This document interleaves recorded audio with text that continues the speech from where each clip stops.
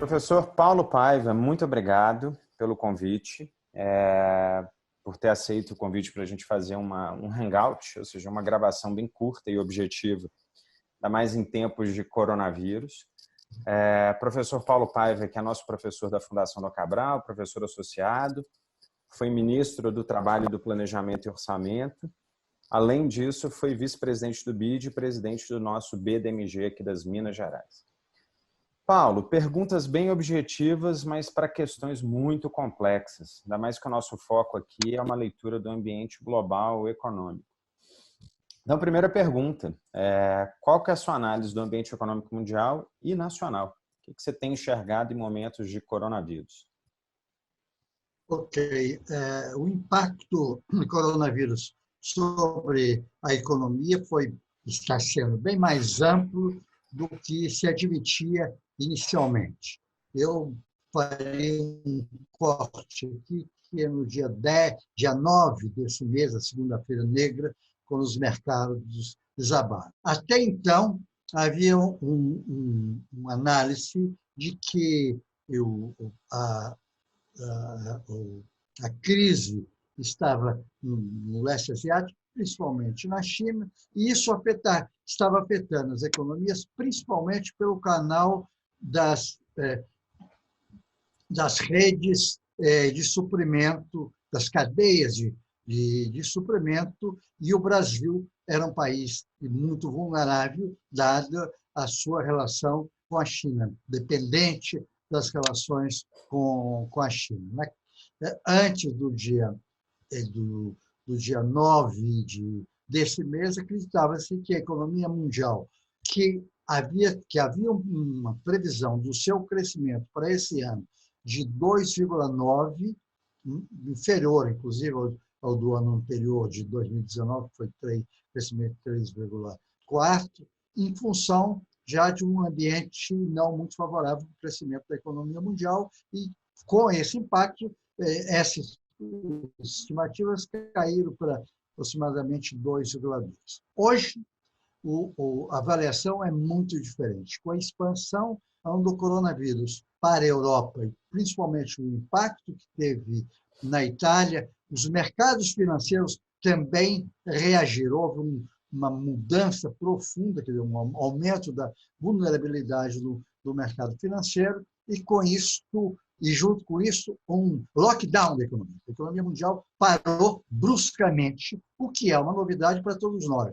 Nós não conhecíamos uma situação como essa. No passado mais recente, as crises que tivemos, como a de 2008, vieram do mercado financeiro. Esse veio do lado real da economia, com as medidas de impedir que as pessoas saíssem, reduziu a produção.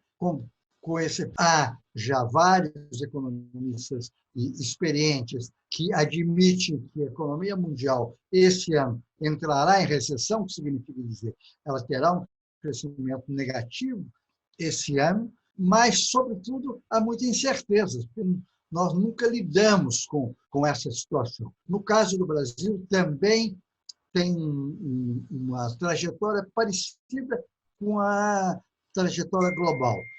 Há um mês atrás, as expectativas do relatório Focus para o crescimento da economia brasileira, essa que é uma medida das expectativas diferentes do conjunto de escritórios, de economistas-chefes das principais instituições financeiras do Brasil, ele já havia caído de 2,3 durante 4 semanas para 1,99, para baixo de 2% até aquele momento. A partir desse impacto, essa expectativa estão caindo, e é muito difícil assegurar o que será na frente. Mas me parece que, com muita certeza, é possível assegurar que o Brasil, esse ano, não cresça como cresceu no ano passado. Isso depende, em primeiro lugar, da profundidade da crise. Em segundo lugar, da extensão dessa crise. Porque nós não sabemos, nós nunca lidamos com uma situação como como essa. Então, as avaliações são, primeiro, preliminares. Segundo, elas são avaliações também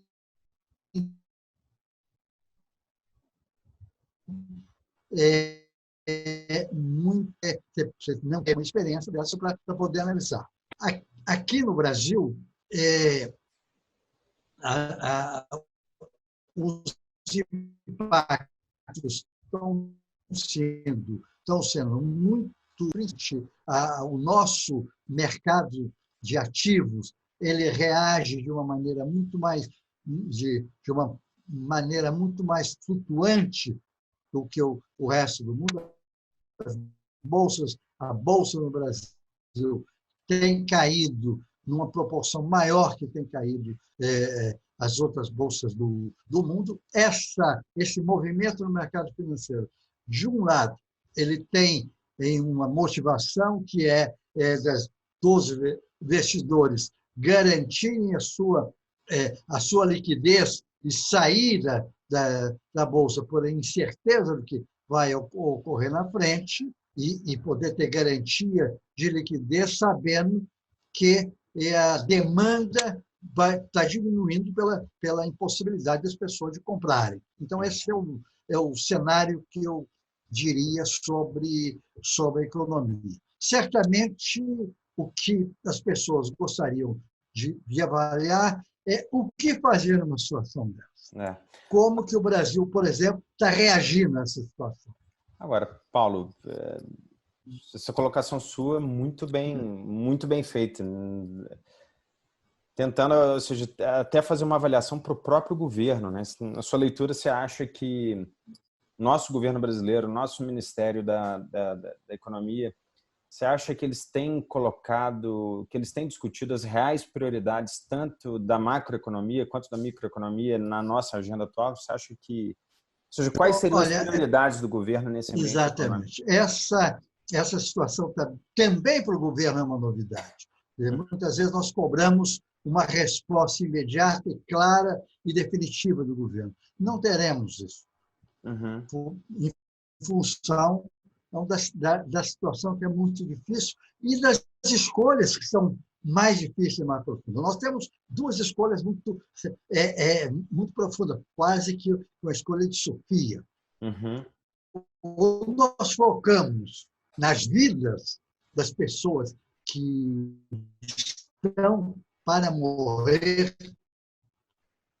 principalmente a idosa, ou nós focamos na economia e não deixamos a economia morrer. Recuperamos a economia. Esses são dois focos que eu quero estar separadamente. Do ponto de vista das pessoas, e eu gostaria de sublinhar isso, o Brasil tem uma experiência no tratamento de epidemias. E tem uma estrutura no sistema de saúde pública e na inter-relação do sistema de saúde pública com os centros de pesquisa e com o setor privado de saúde, que é reconhecidamente extremamente competente, reconhecido do ponto de vista internacional. O sistema SUS no Brasil é o maior sistema do ponto de vista de cobertura que tem nesse país. As campanhas de vacinação no Brasil são extremamente exitosas. Então, nós temos, desse lado, um aspecto muito positivo. O que é negativo? O que é negativo é que nós estamos diante de uma epidemia aqui no país e que nós não temos vacina para isso. Tá vendo? É impossível você proteger a população porque não há vacina. Você tem a forma de proteger e a estratégia adotada é o confinamento das pessoas, é tirar as pessoas dos ambientes de maior possibilidade de contaminação. Isso tem um efeito direto sobre a economia. A pessoa não indo trabalhar, não produz. Não produzindo, você não tem produtos para serem distribuídos. Mas Isso é prioridade. Na medida que existem estudos, e isso na internet está mostrando hoje nas redes sociais, é que a propagação do vírus se faz numa progressão exponencial.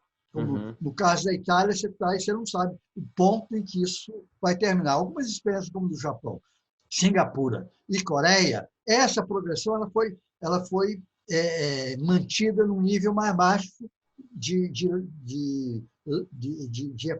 número de pessoas afetadas. Então, a estratégia é como você mantém o pico mais baixo.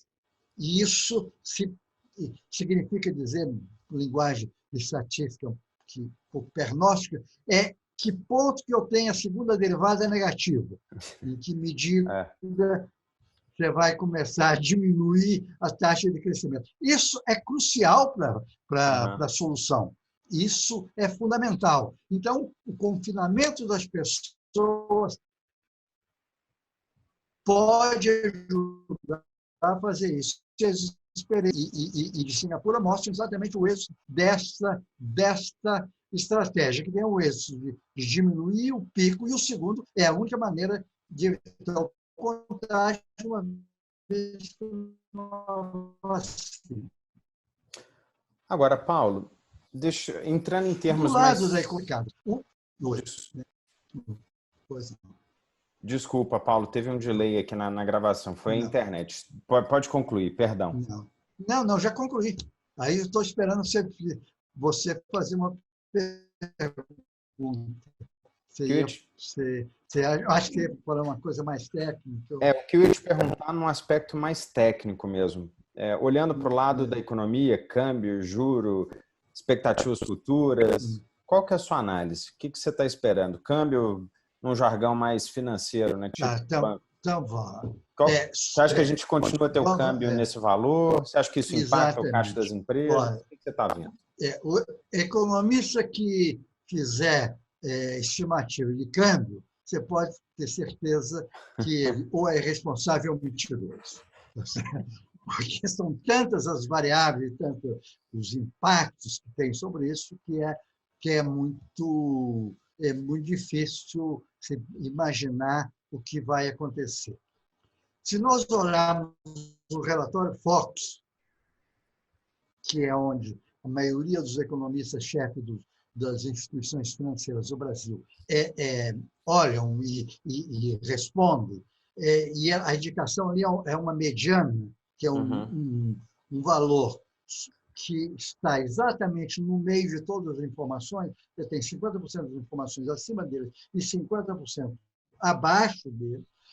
Essa informação ela sugere ainda agora, que não tem noção do que vai acontecer na frente, de que o câmbio no final do ano estará mais baixo do que está hoje.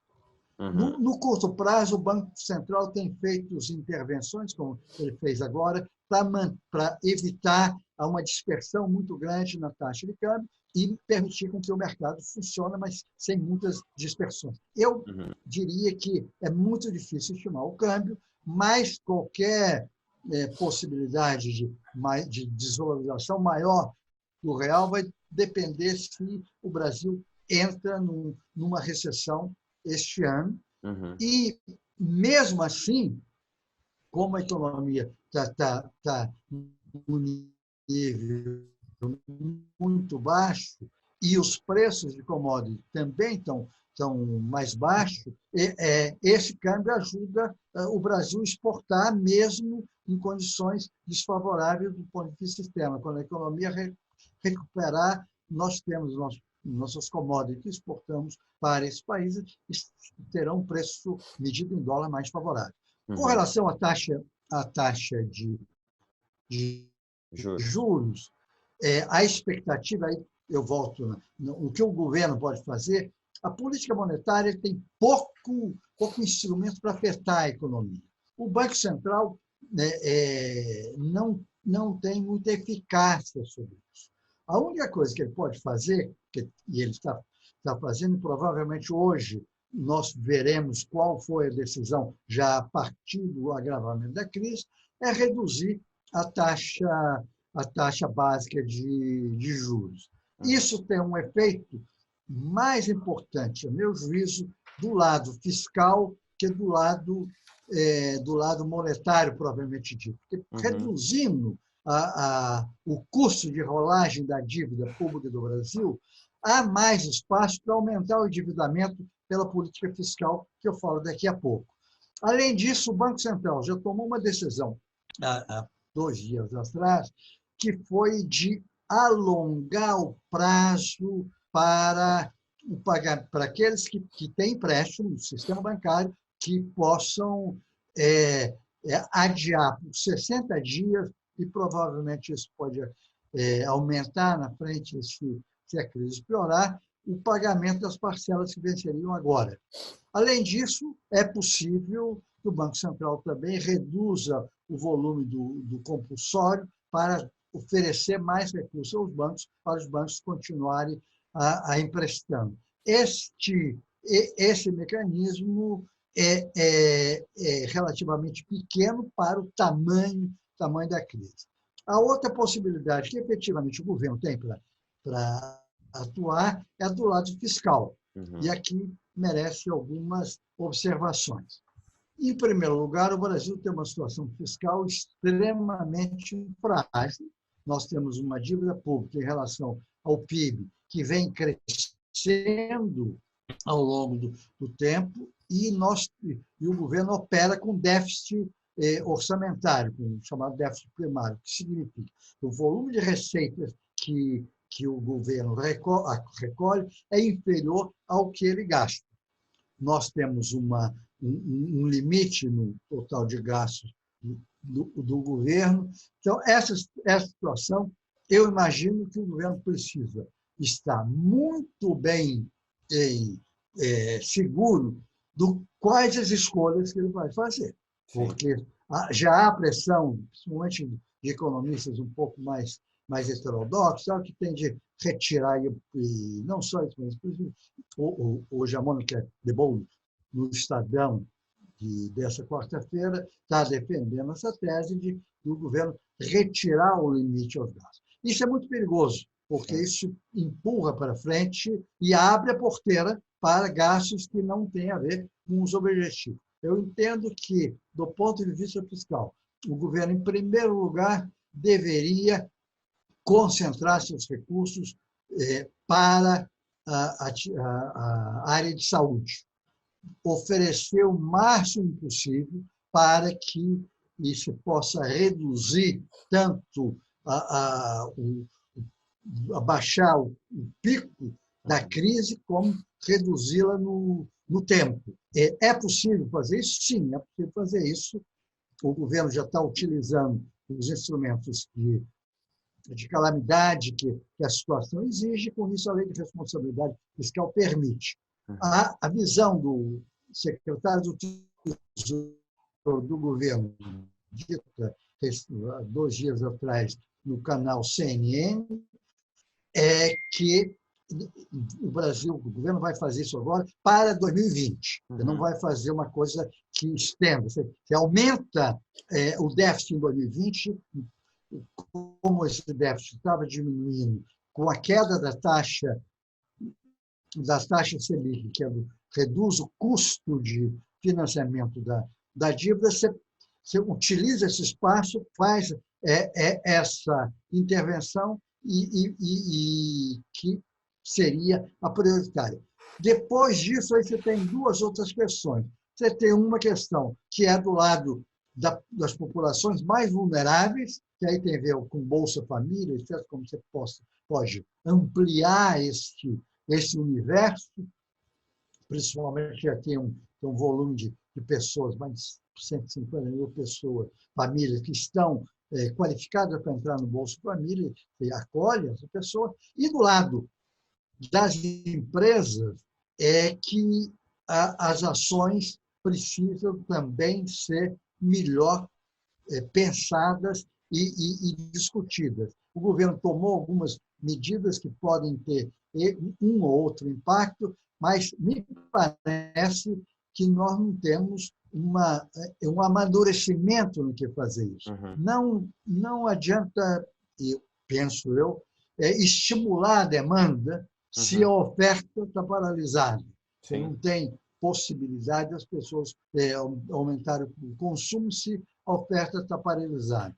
Eu creio, e aqui é uma observação de quem já viveu, já sofreu em governo, mas que nunca enfrentou essa situação, que o governo vai com tratativas de tentativas, acertos, erros, de mudanças, e precisa uma certa cautela no que fazer para não perder o foco do que está fazendo e não julgar recurso pelo ralo. Acho que as autoridades precisariam, já há mais tempo, mas agora precisariam ter consciência da gravidade da situação.